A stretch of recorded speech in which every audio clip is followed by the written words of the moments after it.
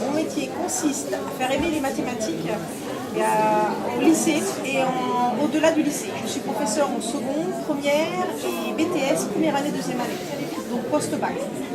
Je travaille au lycée Montalembert à Courbevoie.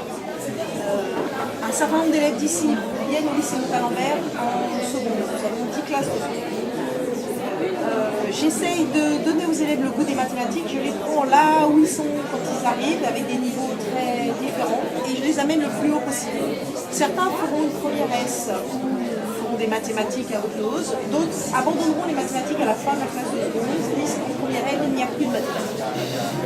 Le but, c'est de faire pour tout le monde.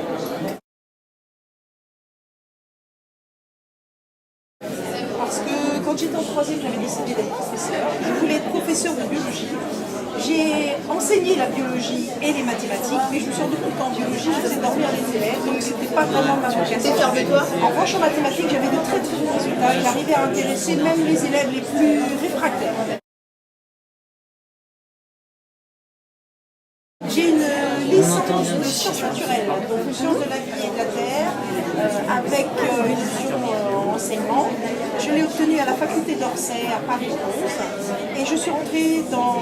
C'est quel métier ça? Dans l'enseignement à cette période, juste à la fin de ma licence, après avoir obtenu ma licence. J'ai aussi démarré une maîtrise, toujours en sciences de la vie et de la terre. J'avais besoin de travailler, puisque j'ai travaillé pour payer mes études, donc il fallait absolument que j'aille travailler, donc j'ai commencé à enseigner. Après j'ai obtenu mon contrat définitif et je suis devenue AECE, adjointe d'enseignement, chargée d'enseignement. Alors déjà, d'aller à top métier, parce que top métier, ça vous permet de vous rendre compte ce que c'est les différentes écoles qu'il y a autour, les différents métiers qui sont présentés, venir à des carrefours d'orientation comme ceci, rester dans des salons petits, parce que quand vous allez au salon d'étudiants, c'est trop grand, vous vous perdez. Top métier, ça reste très abordable pour des élèves de troisième. Ensuite, essayer de se renseigner autour de soi. Il faut savoir qu'un métier, pour arriver à le faire toute sa vie, il faut l'aimer. Il ne faut pas visualiser un métier pour l'argent, visualiser un métier parce qu'il y a des vacances. Beaucoup de personnes viennent à l'enseignement parce qu'il y a des vacances, ils se disent oh là là c'est merveilleux, il y a les vacances, mais les professeurs on est très fatigués quand on arrive aux vacances, on est même épuisés parce qu'il faut vous supporter, vous les élèves. Une classe de 30 gamins, à Montalembert nous avons jusqu'à 39 élèves par classe. 39 élèves de 15-16 ans, c'est beaucoup de travail, c'est beaucoup de copies, c'est beaucoup de choses, beaucoup de tensions nerveuses.